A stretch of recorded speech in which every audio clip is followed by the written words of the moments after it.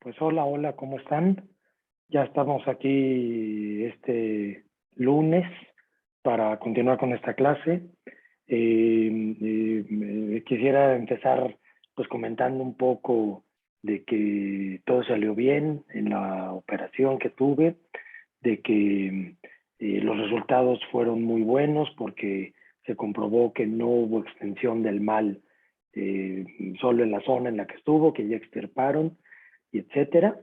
Bueno, entonces, pues solo para compartirles eso de entrada, que ya vamos bien, que yo ya me reincorporo a labores, pero sí quería retomar un poco el asunto de la enfermedad y la salud en Nietzsche, solo para que sea natural el paso pues, de esta interrupción que tuvimos en el curso hacia la, por retomarlo, pero que sea natural, ¿no? Que sea natural, no ocultando nada, no diciendo nada, incluso al contrario, dándole sentido desde lo que pensaba el mismo Nietzsche, de un término que ya hemos visto varias veces en el curso, que es la gran salud.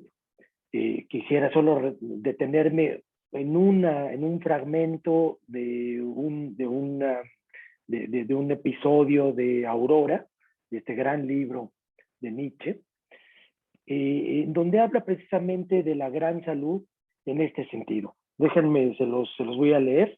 Son un par de líneas y dice aquí, hablando de lo que significaba para él el sufrimiento, el dolor.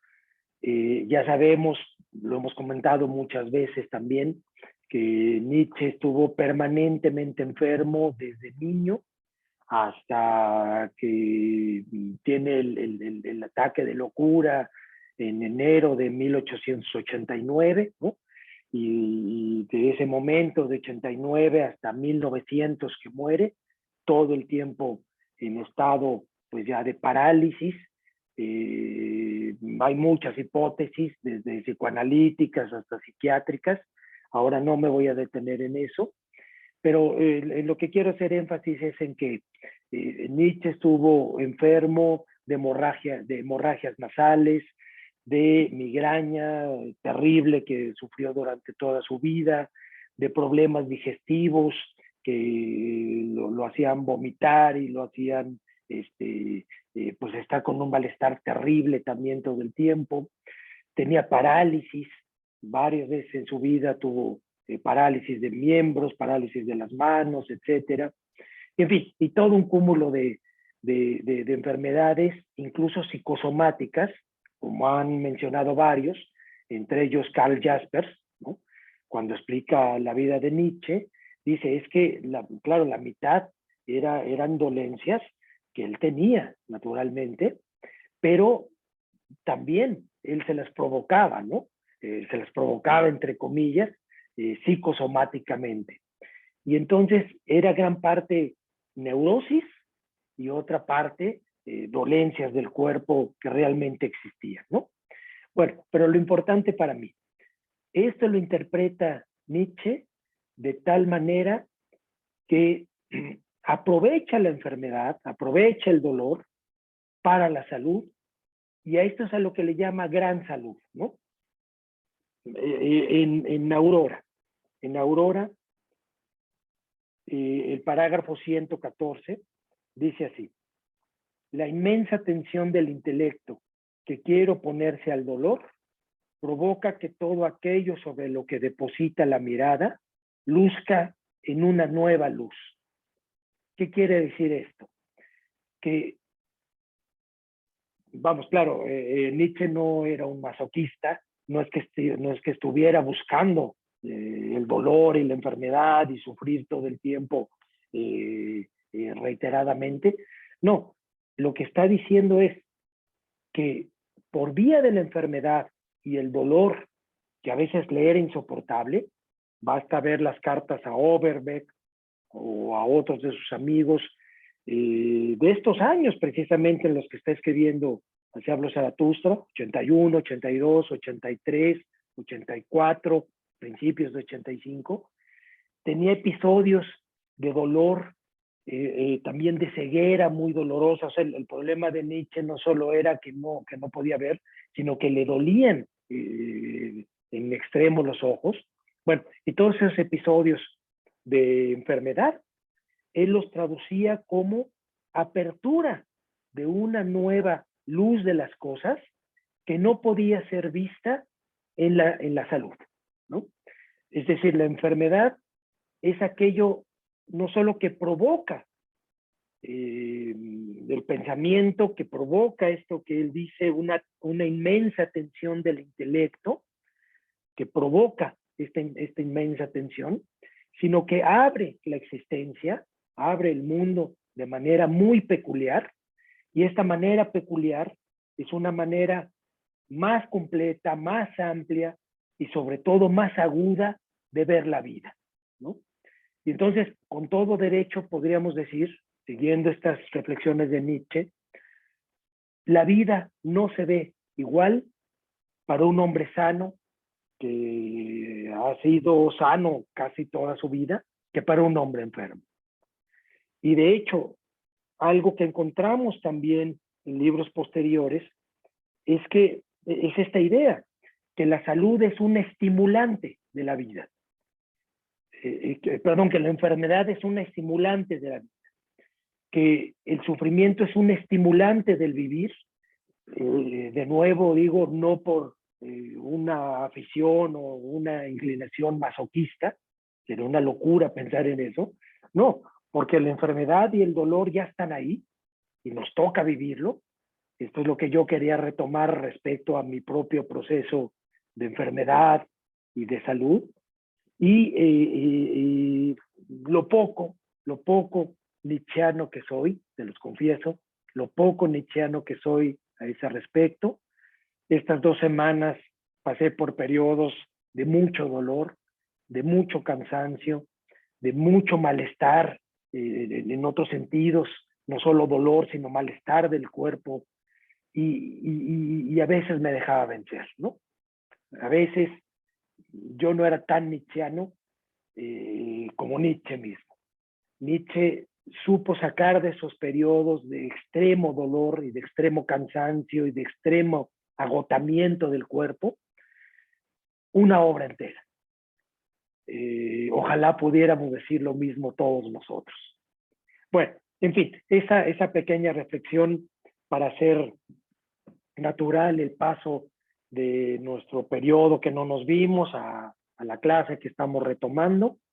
Yo quisiera retomar más adelante con la reflexión también del eterno retorno, ya para terminar la 4ª parte de Así habló Zaratustra, retomar algunas cosas acerca de cómo el sufrimiento regresa una y otra vez. Ya lo hemos dicho también reiteradamente, regresa una y otra vez, pero aquí como estimulante de la vida, en este efecto centrífugo que se desembaraza de toda posición pesimista, de toda posición nihilista, derrotista.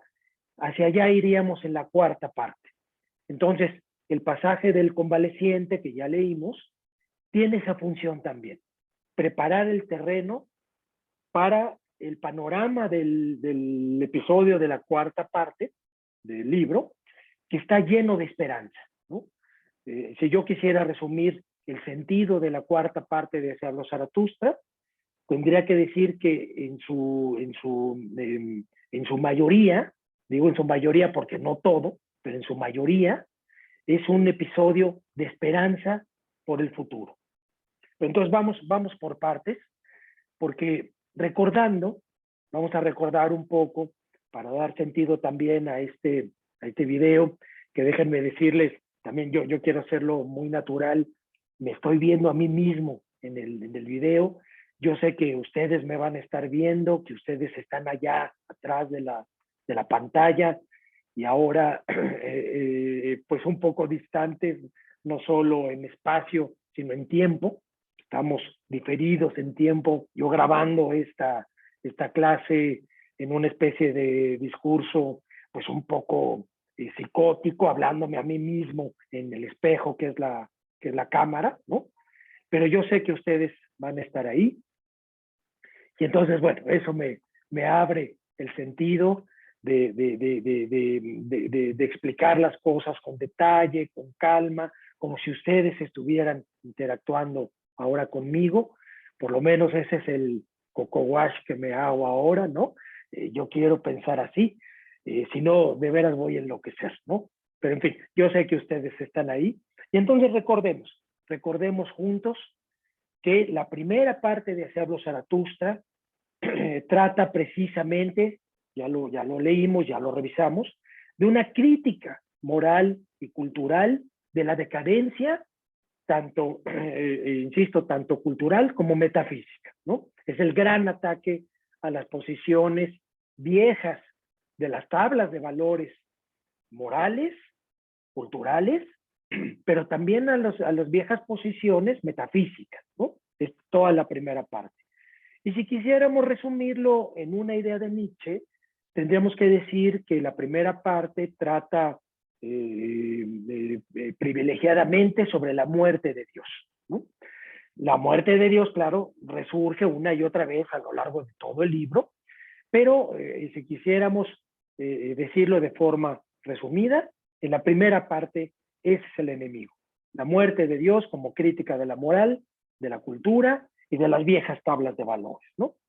La segunda parte del libro trata de la crítica a la cultura nihilista, principalmente. Es decir, Nietzsche en la segunda parte se desplaza de la crítica a la metafísica, ya no le interesa tanto derrumbar esas viejas presuposiciones sobre fundamentación, sobre causalidad, sobre finalidad, aunque claro, hay que decirlo por honor a la verdad, son ideas estas que surgen también una y otra vez a lo largo de todo el libro, pero de forma privilegiada.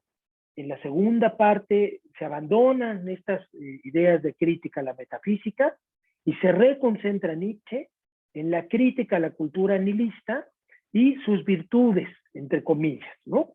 O sea, estamos hablando de las virtudes modernas y también judio-cristianas, claro, pero sobre todo modernas. ¿Cómo es que llegó esa herencia a la cultura, a sus manifestaciones, en lo que ella misma, esta cultura moderna, decadente, llama sus virtudes, ¿no? Entre paréntesis, digamos, no es que Nietzsche sea un antimoderno absoluto. Esto, por ejemplo, lo defiende Eugen Fink o lo defiende Pachi Lanceros en su lectura de Nietzsche. Pachi Lanceros es la última lectura que tenemos recomendada en nuestro programa de estudio, ¿no? A esa me refiero. Y otros muchos autores se van con la finta de que Nietzsche lo que está haciendo es una crítica despiadada en contra de la metafísica como bloque cultural, como bloque histórico-cultural, ¿no? Nada más equivocado.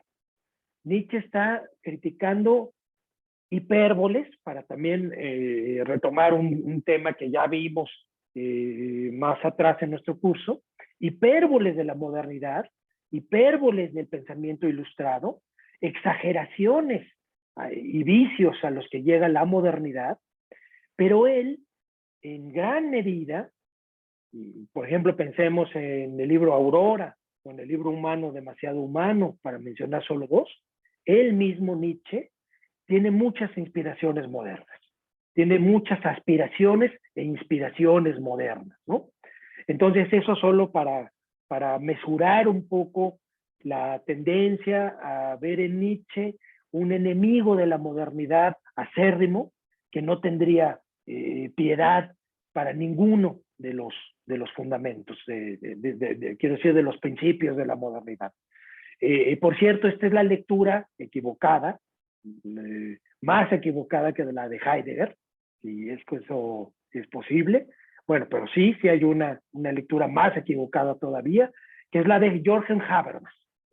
Habermas lee a Nietzsche como un simple destructor de la modernidad, un simplón destructor de la modernidad, y ahí se queda, ¿no? Entonces, para prevenirnos de esas lecturas apresuradas y equivocadas. Bueno, pero esto sería la segunda parte. La tercera parte, ya lo vimos también, trata preeminentemente del eterno retorno y de una transvaloración de los valores que implicaría la idea de eterno retorno. Es la idea de la decisión liberadora, como la leímos, que está implicada en la aceptación del eterno retorno como amor fati, como un amor a un destino, pero un destino liberador, muy lejos de la idea de un destino como necesidad absoluta que pesa sobre el individuo y le roba toda libertad. Aquí estamos pensando al contrario. El destino, claro que existe, el destino que se ama, libera. Es el eterno retorno. Y esta es la idea de transvaloración de los valores que ya se habían invertido, ¿no? Ya vimos varias veces que en la crítica de Nietzsche existe primero una inversión de los valores y después una transvaloración de los valores, que es una invención de los propios valores. Y así llegamos a la cuarta parte. La cuarta parte, en este repaso, apenas voy en el repaso, imagínense, pues me voy a dar prisa para alcanzar a hablar de todo lo que quiero hablarles hoy. La cuarta parte, que está llena de esperanza, yo diría en una sola palabra, es la parte de hacerlo Zaratustra profética.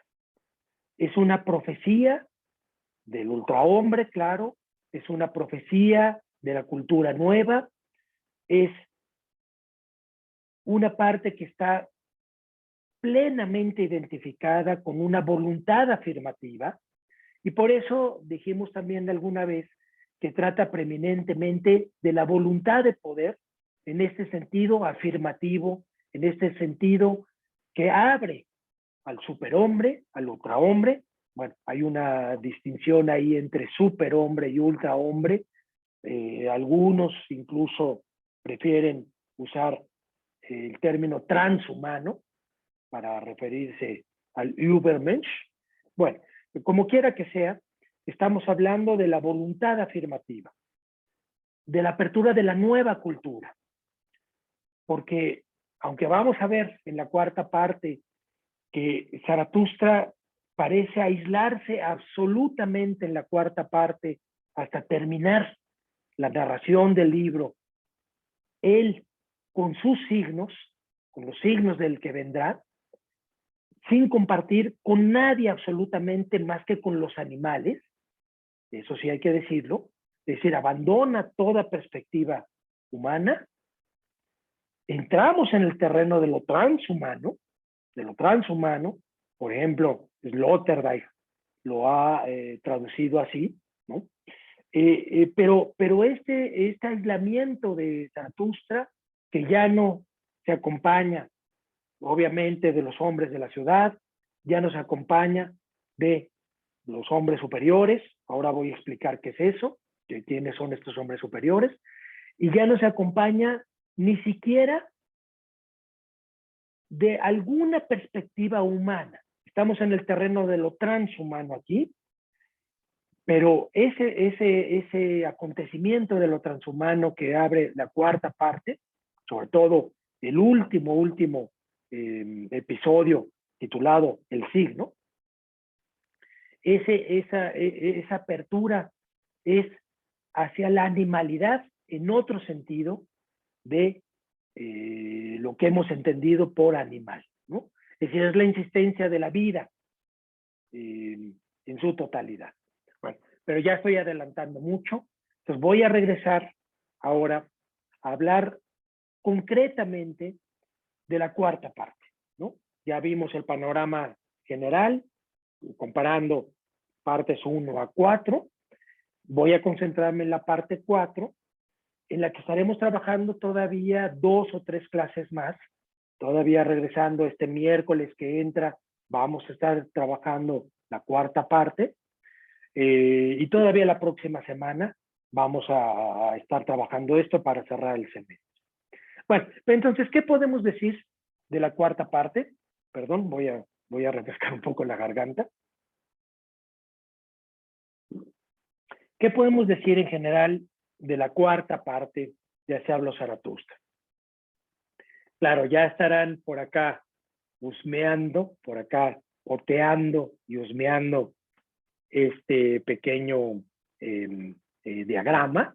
Ahora voy a pasar a eso, pero sí, podemos decir, en efecto, partimos de acá, en forma de símbolo, explicado en forma de símbolo, de lo que estamos hablando es de la fundación en una gran piedra hacia el azar con H, cuidado, no confundir en este momento azar sin H, que también es una idea fundamental de Nietzsche, pero no es a eso a lo que me estoy refiriendo ahora, sino azar con H hacia los signos, hacia los signos. Y claro, estos signos, lo voy a explicar con detalle en unos momentos más, son el león que ríe y las palomas en vuelo. Y toda la cuarta parte es esta profecía. Una profecía tiene su sentido irónico respecto a las profecías de la religión cristiana, claro, pero aquí se trata de una profecía en otro sentido, además del sentido irónico que siempre incluye Nietzsche, pero aquí, en su sentido positivo, sin ironías, estamos hablando de una profecía en la obra, en la obra. Y hay que recordar que 5 años después, en la genealogía de la moral, en la parte 1, el parágrafo 13, va a decir Nietzsche, todo actuar es la obra. Das tun ist alles. Todo es el obrar. Todo es la obra. Todo el quehacer es la obra. Vamos a ver qué es eso. ¿Qué es eso de obra? Pero entonces, regreso al sentido general de la cuarta parte. Estamos en otoño de 1884. La empieza más o menos por septiembre. La está trabajando. Ya sabemos cómo trabaja Nietzsche. O sea, acumulando notas y notas y notas y notas por años. Y en un momento de concentración de un par de meses, se pone a trabajar diligentemente sobre esas decenas y cientos de notas que tiene ya acumuladas por años. Recordemos el episodio del baúl, ¿no? Ahí acumula sus notas y sus libros más preciados Nietzsche, el baúl que lleva de pueblo en pueblo, ¿no? De Niza a Basilea, no sé qué, en fin, en este nomadismo viajero del filósofo Nietzsche, lleva su gran baúl a todas partes y en ese baúl guarda todas las notas, que sin bromear pueden ser cientos de notas, y se pone a organizarlas, ¿no? Se pone a organizarlas, y es cierto lo que cuenta en Ecce Homo Nietzsche acerca de las 4 partes de Así habló Zaratustra, que las escribió en 2 semanas cada una. Es cierto eso, ¿no? En 2 semanas. Primera parte, segunda, tercera y cuarta, en 2 o 3 semanas, en un rapto creativo, redacta, pero no hay que equivocar las cosas. No es que haya escrito el libro en esas 8 semanas, sino que son años de acumular notas y notas y notas y organizarlas y pensar y caminando por las montañas y los senderos y en fin, idear cómo va a quedar el libro, ¿no? Bueno, todo esto para decir que entre el otoño de 84, 1884 y febrero de 85, que termina la cuarta parte,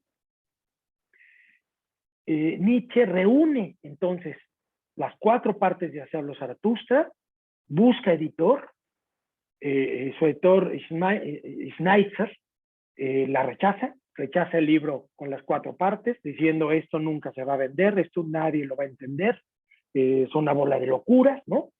Y entonces lo que hace Nietzsche es pagar de su propio bolsillo una edición de 40 ejemplares del libro completo y desesperadamente, a pesar de lo que hemos leído, fíjense cómo comparar vida con obra, a veces es discordante y la discordancia nos da que pensar, ¿no? A la Ricoeur, digamos, esto nos da que pensar, es materia de pensamiento, materia de filosofía. Bueno, y entonces lo que había rechazado enérgicamente Nietzsche en los pasajes de los doctos, de los sabios famosos, de la sanguijuela y de muchos otros, ¿no? Ese reconocimiento banal, ese estar buscando quién pueda leerlo y reconocerlo en ese sentido. Bueno, pero aquí Nietzsche, ya con el libro entero, busca desesperadamente a 40 intelectuales de su época, muy connotados, que la admira, que él cree que van a ser la clave de que su obra sea conocida, y les manda esos 40 ejemplares. Si estuviera vivo Wagner, recordemos que Wagner muere en el año 82, es decir, cuando está preparada la primera parte de Pablo Zaratustra, ahí muere Wagner.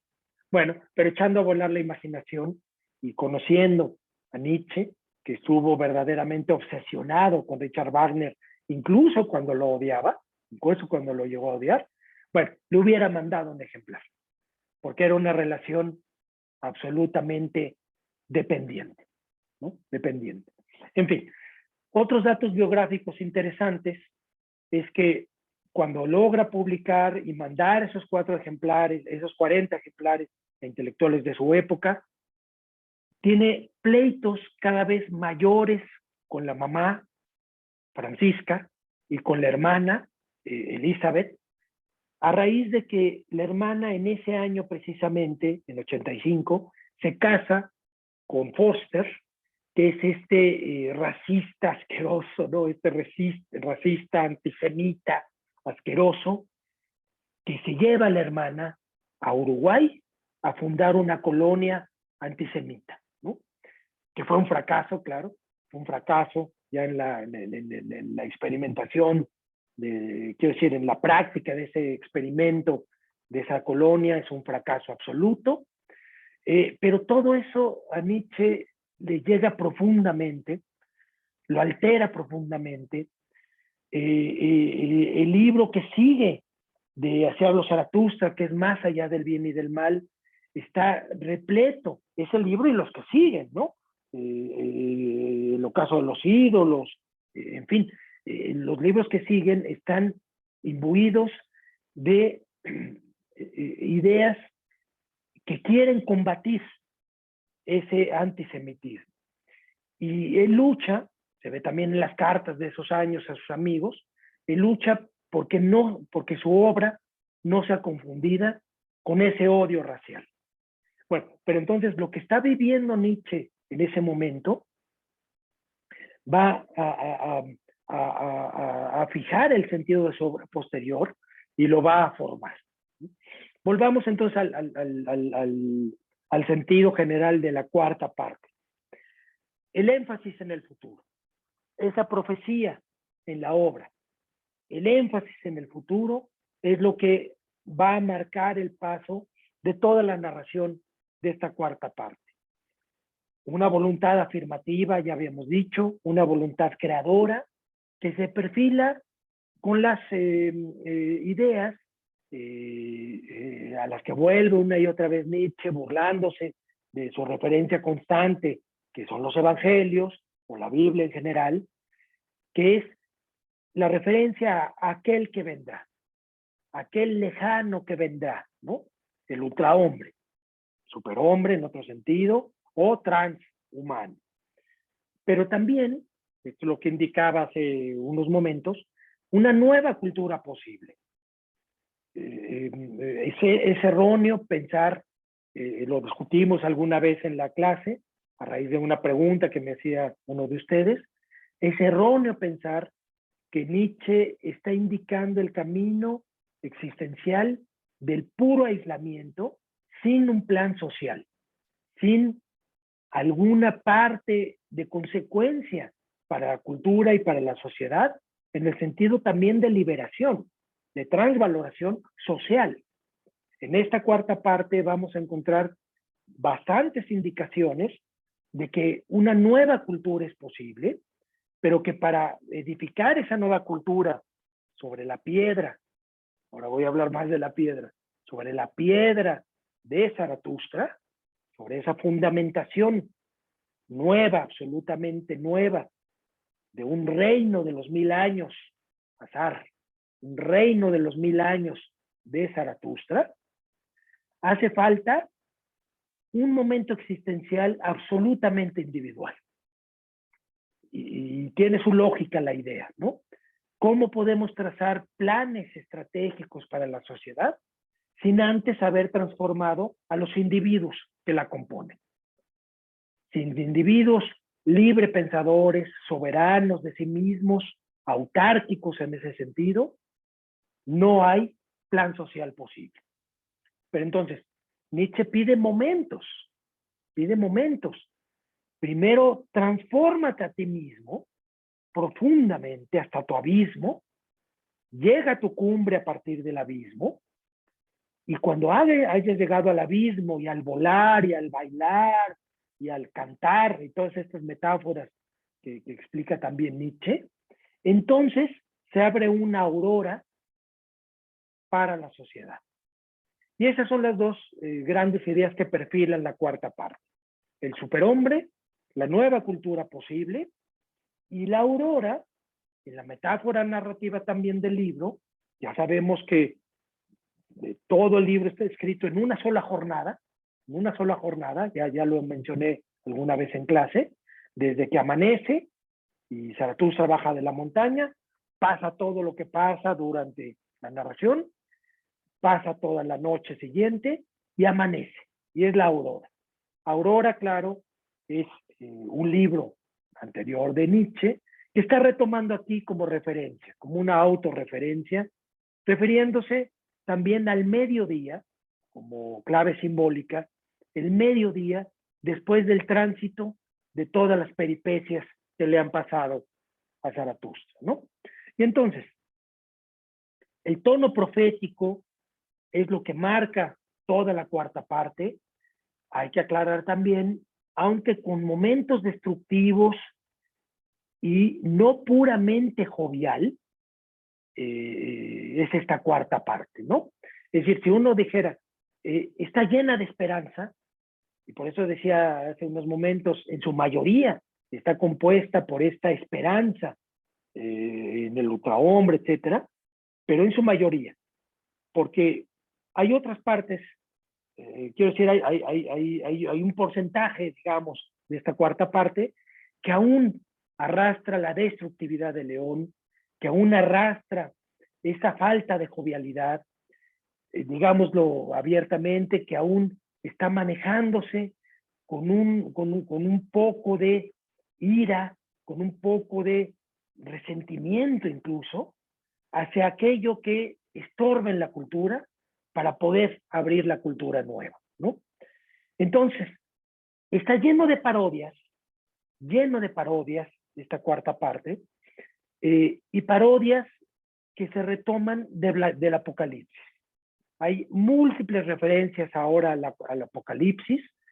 Estas referencias a veces Nietzsche ironiza con ellas, otras veces las convierte en una burla, otras veces distorsiona su sentido para hacer sentir que el nuevo Apocalipsis en el que él estaría pensando no lleva a un reino de los cielos, no lleva a un reino de Dios, sino lleva a un reino en la tierra, a un reino de Zaratustra precisamente, ¿no?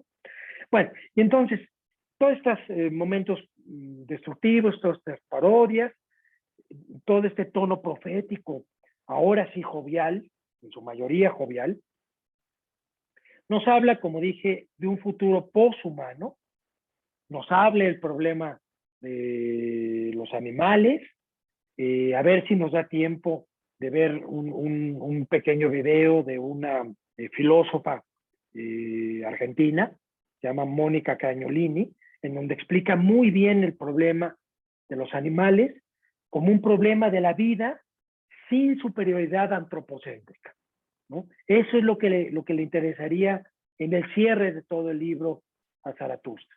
A Nietzsche quiero decir, su trasunto es Zaratustra, entonces a veces es lícito decir Zaratustra por Nietzsche y Nietzsche por Zaratustra, en fin, pero la vida, la afirmación de la vida como futuro sin superioridad antropocéntrica.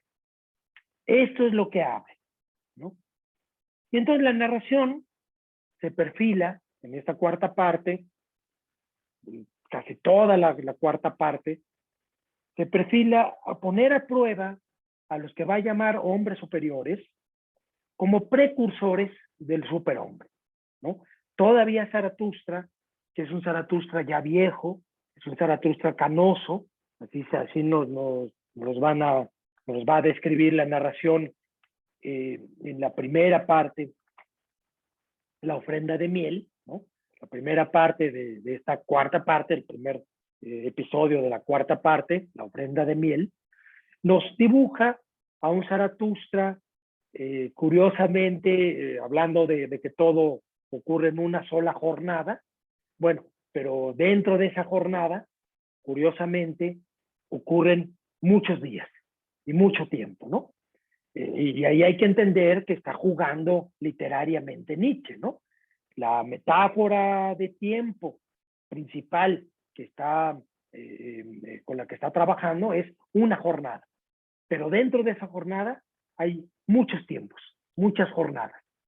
Y aquí, en esta primera parte, la ofrenda de miel, se nos dice que pasaron muchas jornadas, pasó mucho tiempo, Zaratustra envejeció, su pelo ya es blanco, y este Zaratustra ya muy experimentado, muy lleno de vida, muy lleno de sus propias enseñanzas, ya quiere abandonar, o ya ha abandonado de hecho, a los simples hombres, digamos, ¿no? A las moscas del mercado, como les quieran llamar, a los hombres de las ciudades, a los hombres modernos, a los hombres de la cultura nihilista, ya los abandonó de plano, ya está en su bosque, pero ahí en su bosque se nos cuenta que va a oír una voz de socorro, una voz que pide socorro, entonces sale, está en su bosque, en su cueva, en su piedra sentado, pensando, meditando, y sale a buscar a ese que busca socorro. Voy a adelantar algo, porque ustedes ya están leyendo la cuarta parte o ya la terminaron, pues ya es lícito decir esto. Esa voz de socorro, que podría ser la de un hombre, se va revelando que es la voz de todos los hombres superiores. Todos los hombres superiores. Son 7 los hombres superiores. Vamos a ver ya en clase el miércoles y la próxima semana quiénes son estos hombres superiores en detalle, pero ahora quisiera decir que esa voz que pide socorro es la voz que todavía busca ser superhombre. Estos hombres superiores todavía serían precursores del superhombre y todavía Zaratustra cree en ello, todavía tiene algo de enseñanza para ellos, pero se va a decepcionar rápidamente en la narración de esta cuarta parte. Porque estos precursores, estos hombres superiores como precursores del superhombre, no van a pasar la prueba que les va a poner Zaratustra. Zaratustra los va a ir encontrando uno a uno en el bosque, va a tener unos diálogos con cada uno de ellos, ya en el diálogo que va a tener con cada uno de los hombres superiores se va a probar que no saben de lo que hablan, o sea que cuando quieren repetir la doctrina de Zaratustra, en realidad no saben de lo que están hablando. Y entonces Zaratustra, irónicamente, los va a ir invitando a cada uno de ellos a su cueva a cenar, ¿no? A la cena. La cena, claro, es una referencia irónica de la última cena de Jesús, veremos en qué sentido, ¿no? Pero lo importante a retener en este primer momento es que no van a pasar la prueba, no van a pasar el examen de Zaratustra. Y lo que es interesante, que marca Niemeyer, ya les he recomendado el gran diccionario Nietzsche, ¿no? Niemeyer en la entrada hacia Hablo Zaratustra, cuando explica la cuarta parte, exagera un poco, y voy a decir esto, exagera un poco Niemeyer, que es el editor del diccionario, y uno esperaría pues, que piense un poco mejor las cosas, ¿no? Pero no es así. De entrada exagera un poco el tono, porque dice, la cuarta parte es una refutación total de las partes 1 a 3. Es una refutación total. Se desdice Nietzsche ahí. Y explica cosas que tienen muy poca fuerza, ¿no? Porque cuando Nietzsche, es decir, Zaratustra, dice, yo en algún momento fui un poeta mentiroso, yo en algún momento pensé tal o cual cosa y me equivoqué. Bueno, pero se está refiriendo a ese Zaratustra que estaba viviendo un proceso de vencimiento de sí mismo, de superación de sí mismo, y que ahora ya es otro, ¿no? Que con la metáfora, que repite además bastante en Nietzsche, en el libro, de su corazón se transformó, el corazón de Zaratustra se transformó, y lo dice en momentos clave, para referirse precisamente a esto, que él pensaba de una manera cuando empieza el libro, y se va transformando, y se va superando a sí mismo profundamente. Y entonces ese cuento de Niemeyer de que la cuarta parte refuta las tres primeras, yo no me lo creo. No hay fundamentos para eso si uno pone atención a la narración del libro. Pero sí tiene razón, sí le voy a dar la razón a Niemeyer, cuando dice que Nietzsche, quiero decir, perdón, otra vez la cuestión del trasunto, que Zaratustra deja de ser un educador. Sí es cierto eso. Si lo fue desde la primera parte, la segunda y la tercera, cuando todavía está buscando aquel amigo, aquel que lo acompañe en su jornada, aquel viajero, aquel marinero que se arriesgue con él y lo acompañe en su jornada, y es un educador y es un psicagogo, en el sentido que lo explicamos también hace unos meses, es decir, un orientador de las almas, un psicagogo, más que un psicólogo, que también lo es Nietzsche, pero es más abiertamente un psicagogo, ¿no? Quiero decir, un orientador del alma en un sentido educativo para llevarlo a la idea de la cultura nueva y del superhombre. Es cierto entonces, como dice Niemeyer, ahí sí le doy la razón, que las partes 1 a 3, Zaratustra es un psicagogo. Zaratustra indaga y hace genealogía para llevar a aquellos que lo escuchan, los poquísimos que le entienden, llevarlos hacia allá. Es psicagogo. Pero en la cuarta parte renuncia absolutamente, por la mala experiencia que tiene incluso con los hombres superiores, renuncia a ser educador psicagogo y se reconcentra en una autoeducación que lo va a llevar, de nuevo, ya voy llegando al esquema, de la fundación en la piedra de Zaratustra a los 1000 años del reinado de Zaratustra a esperar el sentido de sus propios signos, esperar el sentido de él mismo, de Zaratustra mismo, cuando le ocurren los signos, cuando se le hacen evidentes los signos, es la última parte del libro, así cierra el libro completo, y él se transforma en superhombre, él mismo, él mismo. Y lo que nos está indicando entonces es que uno mismo, quien ha pasado por las experiencias del mismo Zaratustra, se abre a esa gran transformación, se abre a esa gran afirmación, a esa gran decisión liberadora, que es la transmutación de todos los valores propios en la autoeducación, que va a llevar a esa transformación del corazón de cada uno, que es el superhombre de cada uno.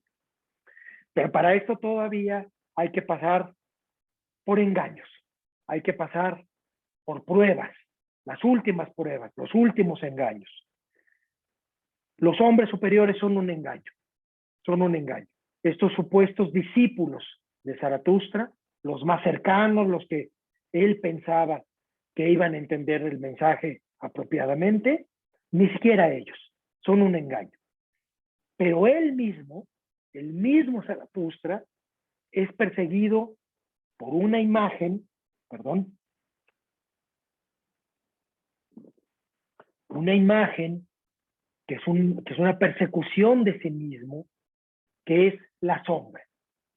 La sombra. Su propia sombra va a ser un personaje, va a ser un símbolo también de la cuarta parte del libro. Ya venía de un libro anterior, El viajero y su sombra, en donde ya empieza a ver, años antes escribe este libro Zaratustra, El viajero y su sombra, y ya ahí se empiezan a ver estos conflictos del engaño de sí mismo, que es esta metáfora de la sombra que nos persigue todo el tiempo, que está ahí, que a veces no la vemos porque está el día a plena luz y está abajo, justo abajo de nosotros, y parece haber desaparecido, pero no desaparece nunca. Ahí está la sombra fastidiosa, la sombra que se pega a uno mismo, y es el falso Zaratustra. Va a tener un diálogo entonces Zaratustra con su propia sombra, que va a sorprender en discursos falsos y va a rechazar también. Zaratustra se desprecia a sí mismo, quiero decir, en su propia sombra. Y por último, sus propios animales heráldicos, la serpiente y el águila, lo van a acompañar hasta el final, pero Zaratustra se va a olvidar de ellos, se va a olvidar. En algunos momentos va a reír con ellos, en otros momentos los va a abandonar, incluso el león, como otro de sus animales que lo acompañan constantemente, lo va a abandonar, ¿no? Va a aparecer como signo, pero lo va a abandonar. Y entonces, todo el libro, toda la parte 4 del libro, cierra con el signo de futuro, de espera, pero en la obra, ¿no? En la obra. Ahora sí explico un poco más esta profecía en la obra, porque se entiende mejor la idea si nos remitimos, como decía hace unos momentos, a la genealogía de la moral, el número 1, el libro 1, el apartado, el parágrafo 13, en donde Nietzsche trabaja con las metáforas del rayo y el relámpago, o del rayo y el trueno, como quieran ustedes, para refutar la idea de que hay un sujeto que está antes de la acción, un sujeto como sustrato, un sujeto como sustancia, un sujeto como hipokeimenon, un sujeto incluso como conciencia en la clave del idealismo alemán, que estaría antes de la acción, antes del obrar, y que perfilaría teleológicamente el obrar desde su propia conciencia o desde su propia sustancialidad ya constituida antes del obrar. Eso es lo que quiere refutar Nietzsche. Das tú ni sales, todo es el obrar, todo es el quehacer. Se refiere a, no hay separación entonces entre la manifestación de la acción y la acción misma. No hay diferencia entre la manifestación de la acción y la acción misma. Y aquí, de forma retrospectiva, entonces, podemos encontrar la idea ya en Así habló Zaratustra. 4 o 5 años antes de la genealogía de la moral, nos va a decir Nietzsche, sí es la espera, sí es la esperanza de la profecía, pero una esperanza de la profecía en el obrar ya, en la acción ya, ¿no? Déjenme, me regreso, solo unos minutos, me regreso a 2 pasajes de la parte 3 que preparan este terreno de la explicación del obrar. ¿Sí? En la parte 3, los 2 últimos episodios de la parte 3, la otra canción del baile y los 7 sellos o la canción del sí y amén, estas últimas 2 partes de la tercera parte, encontramos una preparación de la idea de que no hay distancia entre la manifestación de la acción y la acción misma. El rayo y el relámpago, o el rayo y el trueno, como ustedes quieran. La metáfora de la otra canción del baile es la metáfora del diálogo con la vida. Zaratustra dialoga con la vida en un episodio que es una prosopopeya, ¿no? La prosopopeya es una figura literaria, una composición literaria, ustedes lo saben, ¿no? En la que un personaje dialoga de forma ficcional con aquello que no tendría vida o con aquello que no tendría una personalidad para dialogar. Y en este momento Zaratustra dialoga con la vida como si ésta tuviera voz, ¿no? Como si ésta fuera un personaje. Es una prosopopeya muy delineada, muy estilísticamente preparada. Bueno, en fin. Y aquí Zaratustra mira a los ojos a la vida, tiene el valor, ya pasó por la experiencia del eterno retorno, y entonces ya le puede decir a la vida, tú eres esto, yo sé lo que eres, ya sé tu secreto, y te miro a los ojos, ¿no? Y entonces en este mirarle a los ojos, la vida le va a revelar los secretos. En este diálogo que tiene, este diálogo prosopopéyico, va a dialogar con jovialidad. El ideal aquí es bailar, el ideal aquí es encontrar el compás, el ritmo, el compás trágico de la vida, y es lo que le inquiere Zaratustra. Dice, enséñame tus astucias, vida, enséñame tus astucias. Al reforzar la idea de astucias, lo que está diciendo Nietzsche es, no me enseñes planes racionales, no me enseñes controles cuadrados de la vida, eso no sirven para nada. Enséñame a bailar, vida. Y se lo dice con la metáfora de las astucias, ¿no? Enséñame tus astucias, vida. Eso es lo que nos enseña la vida, precisamente. Mínimamente a pensar, filósofos ya saliendo de la carrera de filosofía, o yo que llevo 30 años en el asunto, es lo mismo. La filosofía no es pensar, la filosofía no es racionalizar la vida, la filosofía es enseñar estratagemas y astucias de cómo vivir. La filosofía, en términos nietzscheanos, es astucias de cómo vivir. Y estas astucias se aprenden con jovialidad, se aprenden sin pesimismo, se aprenden sin solemnidad. Hay que quitarnos de la solemnidad. En fin, por eso la vida aquí es descrita como una niña traviesa, como una niña ingrata, como una niña malcriada. Claro, mi referencia, que no tiene por qué ser la de ustedes en ningún momento, pero mi referencia es mi propia niña de 1 año y medio, que va correteando, que, en fin, quizá más adelante ya sea malcriada, ya sea ingrata, ya sea todo esto, pero ya tiene astucias, ¿no? Ya tiene astucias. Y uno entiende por qué Nietzsche explota esta idea de la niña como la vida, la niña traviesa. Bueno, ¿y cómo se encuentra la vida? En correteos por el bosque, ¿no?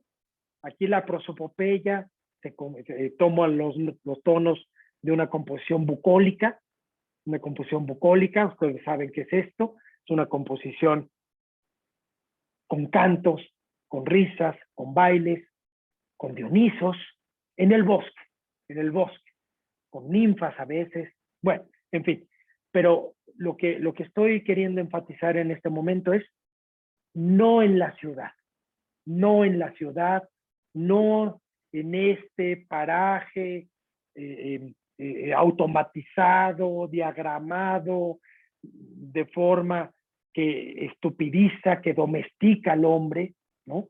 Por ahí Sloterdijk piensa mucho sobre el asunto. No, ahí no se encuentra esta niña traviesa, malcriada, ingrata, que es la vida, sino en esa escenografía bucólica del cazador y la presa, ¿no?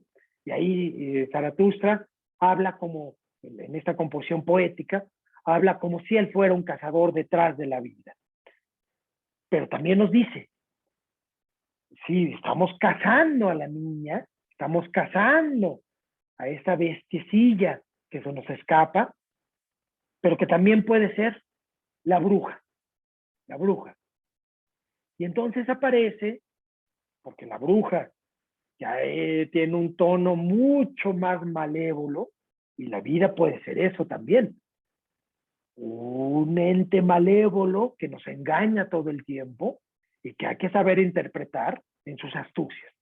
Una bruja astuta, entonces. Y con ella resurge, en este pasaje, de forma magistral, resurge la idea de llevar el látigo. Acuérdense que ya en el pasaje de viejecillas y jovencillas recomendaba la viejecilla Zaratustra: si vas a salir con una mujer, que no se te olvide el látigo. Ya hemos comentado eso en el sentido positivo y negativo que pueda tener, pero aquí resurge la metáfora para decir, cuidado, si vas con la vida y quieres bailar con la vida, lleva tu látigo, lleva tu látigo. Está en la parte 1 de la otra canción del baile. Voy a leer solo parte del pasajito, ¿no? Al final de la parte 1, y dice ahí Zaratustra, le habla a la vida: tan cansada estás, yo te llevo, deja tan solo caer los brazos, y si tienes sed, yo tendría sin duda algo, mas tu boca no quiere beberlo. Oh, esta maldita, ágil, flexible serpiente y bruja escurridiza, ¿a dónde has ido? Mas en la cara siento de tu mano 2 huellas y manchas rojas. Paréntesis, no encuentro a qué se, simbólicamente, y ahí ayúdenme el que lo hayan encontrado, porque yo no puedo encontrarlo, a qué se refiere estas manchas rojas, las manchas rojas en la mano de la vida. Se me escapa. Bueno, vuelvo al pasaje. Estoy en verdad cansado, sigue Zaratustra diciéndole a la vida, estoy en verdad cansado de ser siempre tu estúpido pastor. Tú, bruja, hasta ahora he cantado yo para ti. Ahora tú debes gritar para mí. Al compás de mi látigo, bailar y gritar para mí. ¿Acaso he olvidado el látigo? No. ¿Acaso he olvidado el látigo? No. Bueno, entonces, al compás de mi látigo va a bailar la vida, va a gritarme la vida. ¿Qué me va a gritar la vida? ¿Qué me va a gritar? En ese mismo pasaje, en la parte 2, la vida le responde a Zaratustra. Zaratustra, tú me amas, es cierto, tú me eres fiel, tú eres el más fiel de mis hijos, Zaratustra, pero me vas a abandonar, me vas a abandonar. Y entonces Zaratustra le dice un secreto al oído a la vida. Lo voy a leer porque es sumamente interesante esto. Dice Zaratustra: sí, contesté yo titubeante. Lo dice la vida: me vas a abandonar, por más fiel que me seas y por más que me hayas dedicado todos tus días, me vas a abandonar. Y le contesta Zaratustra: sí, contesté yo titubeante, pero tú sabes también esto. Y le dije algo al oído por entre los alborotados, amarillos, insensatos mechones de su cabello. Y la vida le responde: ¿tú sabes eso, oh Zaratustra? Eso no lo sabe nadie. Eso no lo sabe nadie. Y ahí nos deja Nietzsche. Ahí nos deja. ¿Cuál es el secreto que le dijo Zaratustra a la vida, al oído? ¿Cuál es el secreto que le dice, apartando sus caireles, ¿no? Apartando sus mechones de cabello alborotados, rubios, bueno, tiene que ver, amarillos nos dice, rubios, hay que pensar muchas cosas ahí.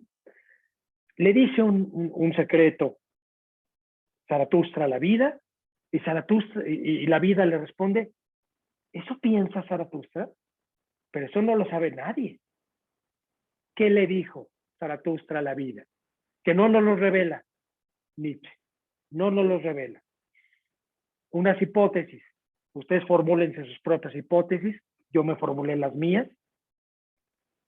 Uno, quizá le dijo al oído, ¿cuándo voy a morir? Este Zaratustra viejo, y ya se acerca a su final. ¿Cuándo voy a morir? También le pudo haber preguntado, en una especulación, ¿voy a sufrir mucho más? ¿Me espera mucho más sufrimiento?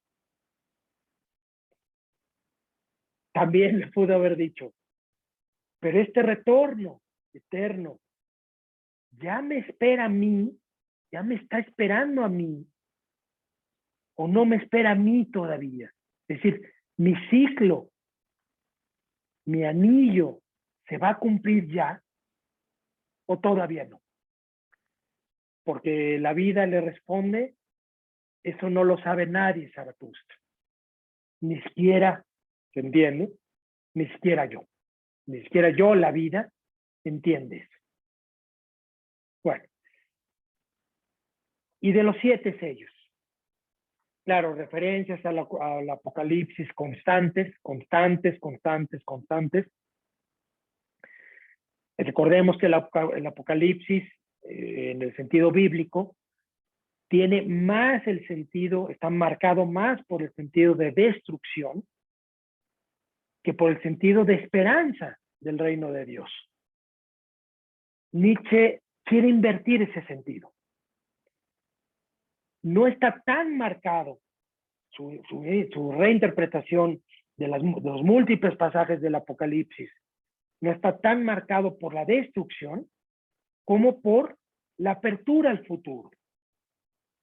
Sí es cierto que en el parágrafo 2 de los 7 sellos nos habla de una cólera que destruye las viejas tablas, es el sentido bíblico también. Dios vendrá a destruir el reino de los humanos para dar cabida al reino de Dios. Y lo hará con cólera. Lo hará. Es la ira destructora de Dios. Por eso tenemos la idea más bien cultural del Apocalipsis, con los 4 jinetes destruyendo y cortando cabezas y en fin. Y sí, claro, esa es la Biblia. Pero hacia Zaratustra no. Tiene que haber una cólera destructora, pero el sentido verdadero de este nuevo Apocalipsis, digamos, se nos abre en el parágrafo 3 de los 7 sellos, cuando se nos dice, es que es la creación del trueno y de la destrucción del trueno, igual al rayo, rayo y trueno es lo mismo, quiere decir, la luz que vemos como relámpago y el sonido mismo del trueno son lo mismo aquí, que en realidad la moral 1:13, porque el trueno es la acción. La profecía misma ya es el obrar, ya es el obrar, ¿no? Y entonces, no resisto no hacer una referencia a Benjamin, porque Benjamin también, con su idea de revolución redentora, de tiempo cairológico, que abre el futuro, nos está diciendo en realidad, dice Benjamin, de la historia se construye hacia adelante. El ángel de la historia está mirando hacia el futuro, no hacia atrás. En realidad está mirando hacia el futuro. Es una historia que se construye hacia adelante en un sentido revolucionario, en un sentido más social, en fin.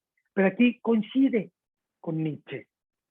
El azar, las tiradas de dados, abren la acción para Nietzsche como un trueno que es la acción misma, que es la acción misma.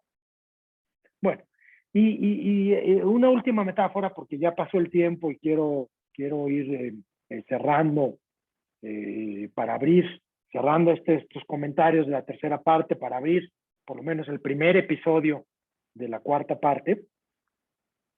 Pero hay una metáfora que hay que comentar por lo rica que es muy juguetona, una metáfora muy juguetona que aparece en el parágrafo 4 de los 7 sellos, ¿no? Parágrafo 4, déjenme me pongo ahí.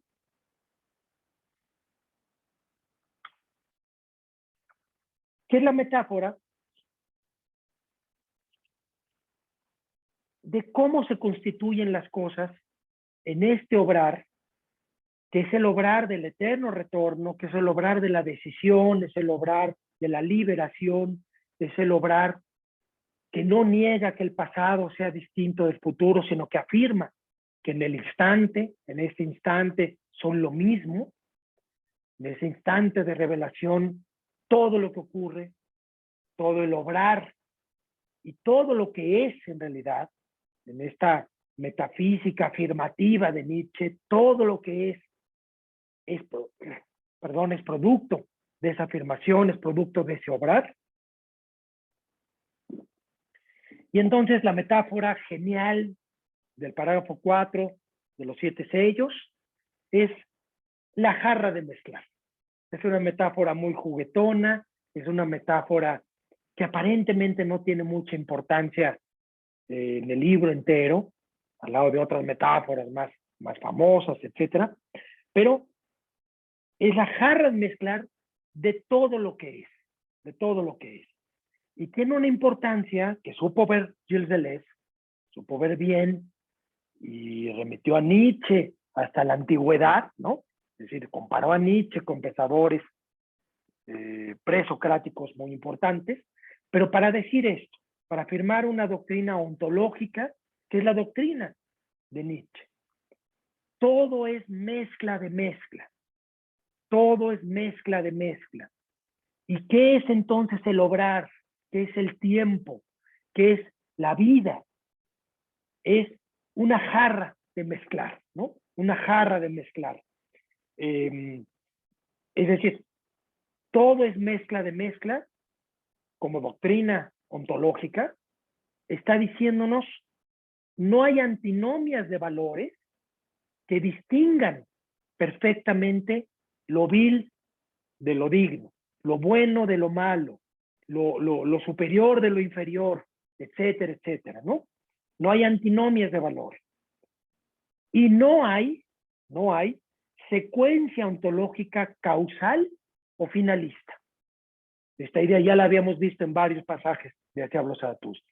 No hay secuencia racional, calculable, programable, ontológica, no hay secuencia ontológica causal, ni teleológica, ni finalista.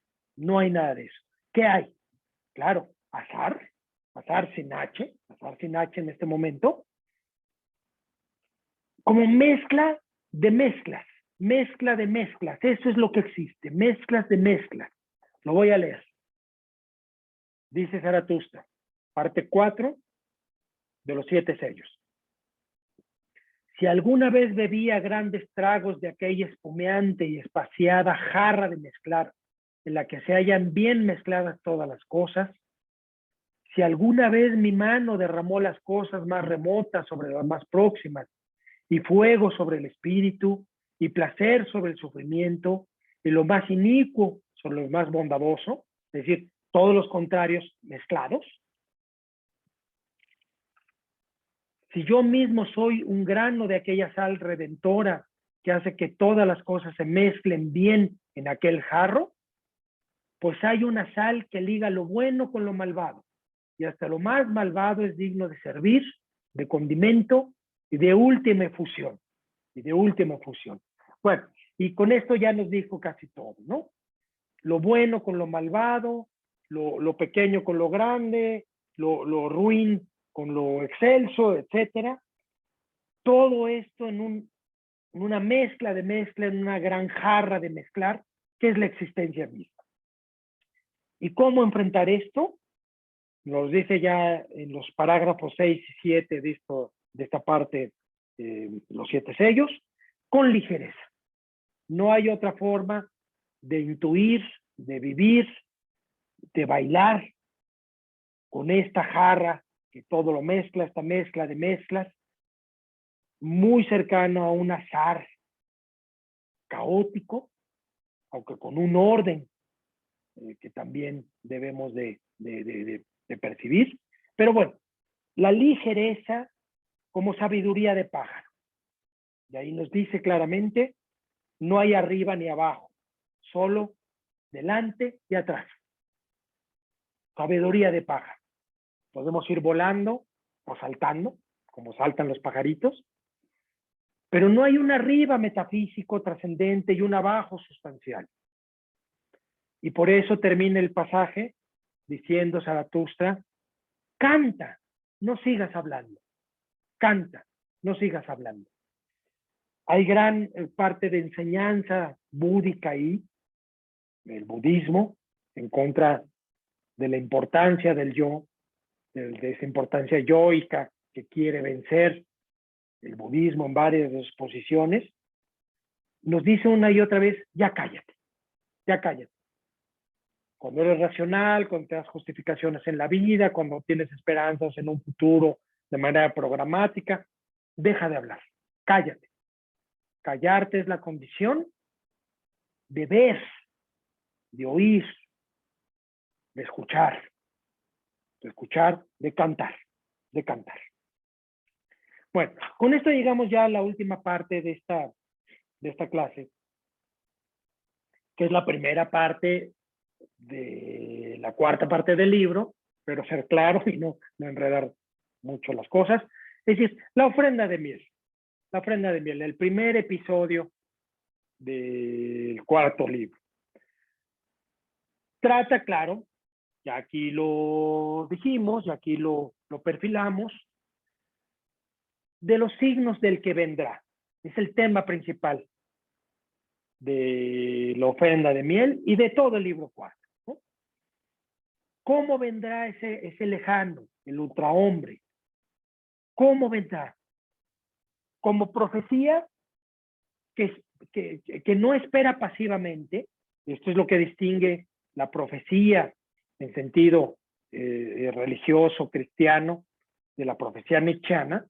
La profecía es aquello que se enuncia por parte del profeta, y aquel que escucha la profecía en el sentido tradicional cristiano debe de esperar,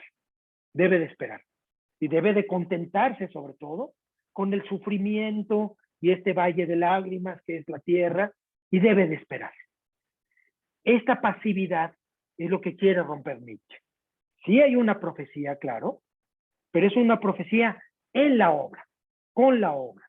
Es una profecía que hace la historia hacia adelante, si acercamos más a Benjamin con Nietzsche, hace del tiempo cairológico, del tiempo oportuno, el tiempo de la decisión, y el tiempo de una decisión liberadora, ¿no?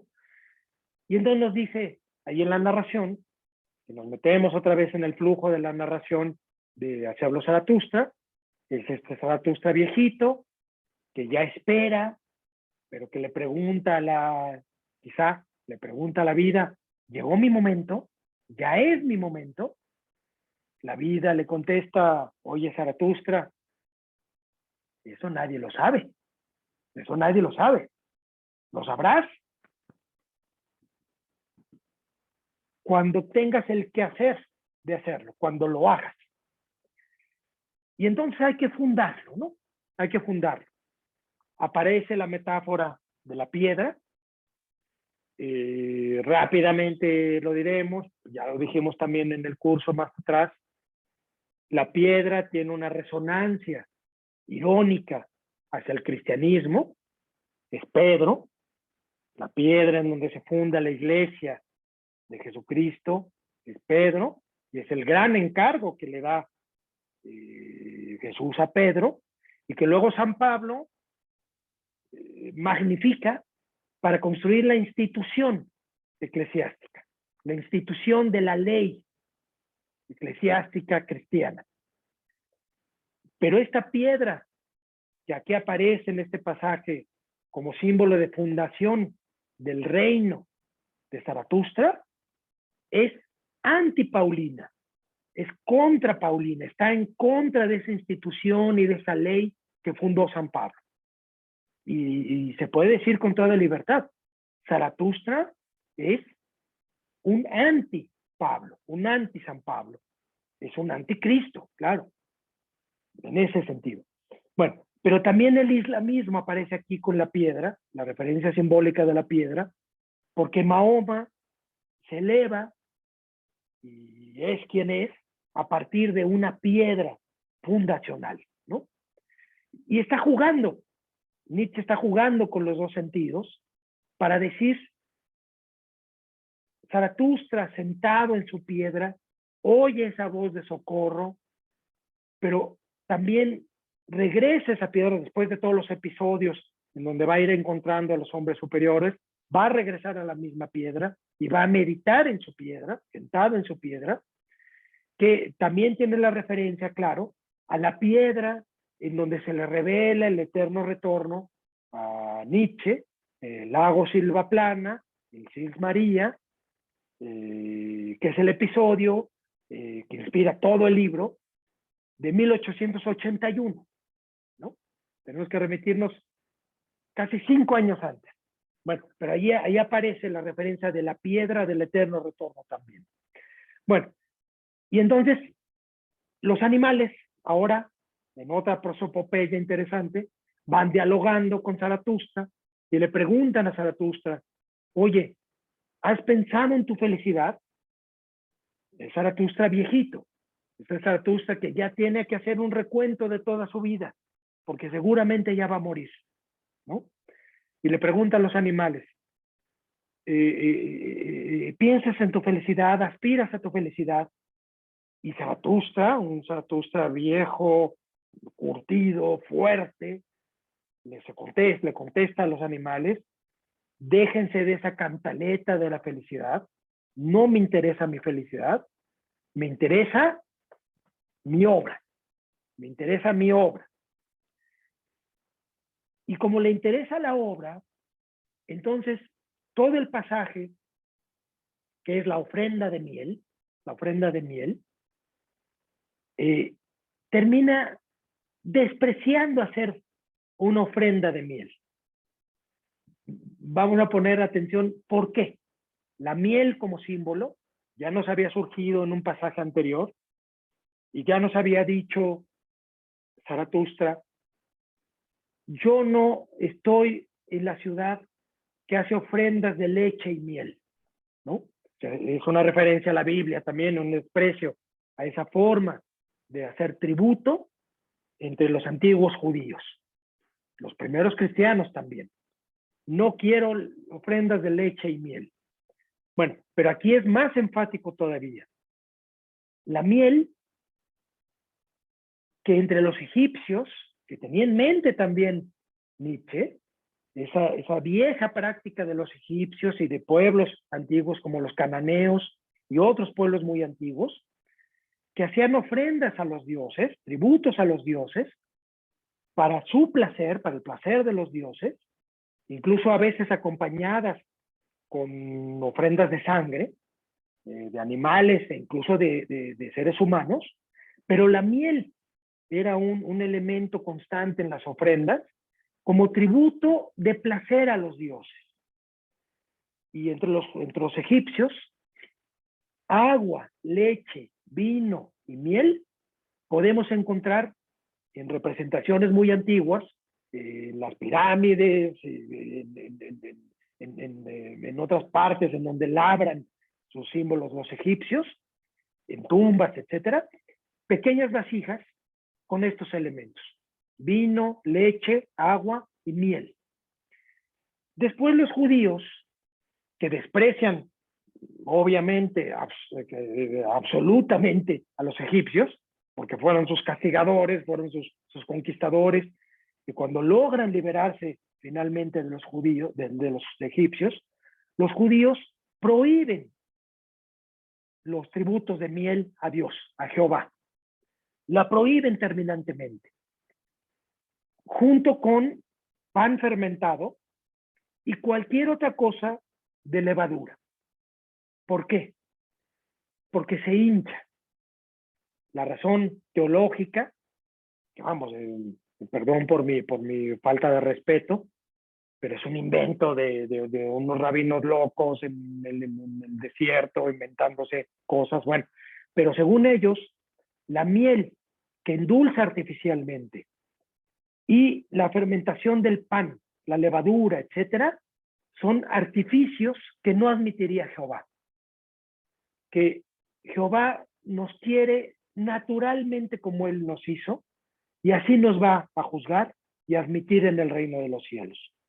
Entonces, inflar, elevar el pan, endulzar con la miel, son signos de pecado y orgullo para los judíos. Y esto lo tiene en mente Nietzsche. Entonces, en este pasaje de la ofrenda de la miel, va a decir dos cosas. Mi ofrenda de miel, como los antiguos egipcios, como los antiguos cananeos, etcétera, ya no rindo culto a ningún dios, ni prohibición de la ley, como los judíos, ni prohibición de la miel, ni de la levadura, y etcétera, ¿no? Es decir, termina rechazando las ofrendas de miel como una, así le llama en el pasaje, como una tontería útil y una argucia oratoria de los religiosos, ¿no? Ya no quiere más religión. Ese es el final del mensaje, ¿no? Tonterías útiles para la religión, argucias oratorias para la religión, sea la religión más antigua o sea la religión de los judíos antiguos o actuales, ¿no? Ya nada de eso. Porque Zaratustra lo que quiere es derrocharse, regalarse él mismo. Regalarse él mismo para llegar, y esto sí lo voy a poner aquí, porque es la clave del reino de los 1000 años, que es el reino de Zaratustra del que se nos habla en este pasaje, pero la clave aquí es, también se nos dice de forma enfática en este mismo pasaje, llegar a ser lo que es el subtítulo de Ecce Homo, claro, Ecce Homo, cómo se llega a ser lo que se es, lo retoma al final de su vida, antes de enloquecer absolutamente Nietzsche, lo retoma en su último libro, pero aquí en este pasaje aparece, ¿no? Para que se abra el abismo del hombre y llegue a ser lo que es, o sea, que acepte el eterno retorno y decida ser eso, solo se abre ese abismo llegando a ser lo que se es, llegar a ser lo que se es, el reino de los 1000 años de Zaratustra. La referencia que nos regala Andrés Sánchez Pascual es de que esta frase es de Píndaro, en las Píticas, libro 2, 72, ¿no? Es de Píndaro, pero ya habíamos mencionado eso, ¿no? Mientras para Píndaro tiene un sentido más bien pasivo, ¿no? Llega a ser lo que eres. Aquí es más enfático. Es casi un deber, ¿no? Un deber nietzscheano. Llegar a ser lo que se es. Es una decisión, una decisión. Bueno, hasta aquí, porque ya voló el tiempo, ya es mucho para esta sesión. Les debo, claro, que lo vamos a ver el miércoles, toda la cuestión de los animales y de ese pequeño fragmento de una conferencia de Mónica Cragnolini que quiero que veamos juntos. Vemos todo eso el próximo miércoles. El próximo miércoles, solo recuerdo, aunque también voy a poner un mensajito por ahí en WhatsApp, está el ejercicio de Cristian y de Jimena sobre cómo le habíamos llamado con Adorno, la constelación, ¿no? La constelación, de los 2 pasajes que les fueron asignados. Y ya. Y bueno, y entonces ya solo me despido, esperando encarecidamente que vean esta clase, porque la preparé con muchos elementos, me cansé de estar hablando frente a una máquina, sintiéndome un poco psicótico, como les decía, pero yo sé que ustedes están ahí. Entonces, de veras, ojalá que vean esta clase. Espero sus preguntas, ya sea la clase que viene o por WhatsApp o un mensaje de email, lo que ustedes quieran. Podemos ver alguna duda que ustedes tengan de esta clase. Y, en fin, como siempre, gracias por escucharme. Me emocioné mucho. Me curé de malestares que todavía tengo de mi operación. Esta clase me iluminó, me gustó decirla, creo que me curó en muchos sentidos. Bueno, gracias por eso. Gracias. Vamos a interrumpir, ¿ya? Muchas gracias.